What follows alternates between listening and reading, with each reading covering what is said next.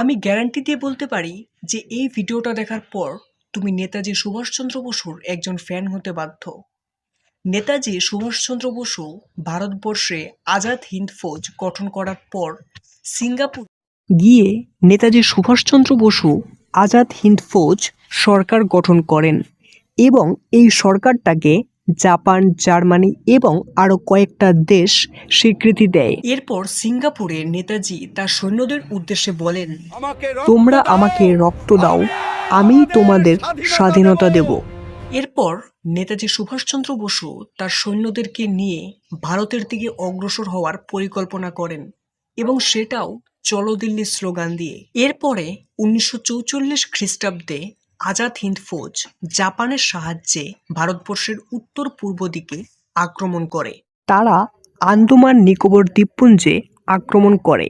গান্ধীজি কিন্তু নেতাজিকে একদমই সাপোর্ট করতেন না, কারণ নেতাজি যে কাজকর্মগুলো করছিলেন সেই কাজকর্মগুলো গান্ধীজির একদম পছন্দ না।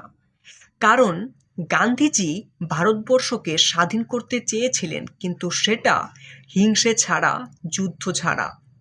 এবং গান্ধীজি নেতাজি সুভাষচন্দ্র বসুকে উদ্দেশ্য করে এটাও বলেছিলেন যে তুমি যেই রাস্তা দিয়ে হাঁটছো এর কারণে তুমি একদিন ব্রিটিশের গুলি খেয়ে মারা যাবে।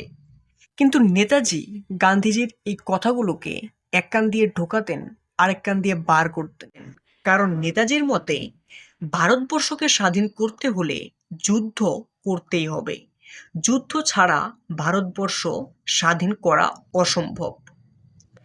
নেতাজি একজন আসল যোদ্ধা ছিলেন, যে না গান্ধীজিকে ভয় পেত না ব্রিটিশদেরকে।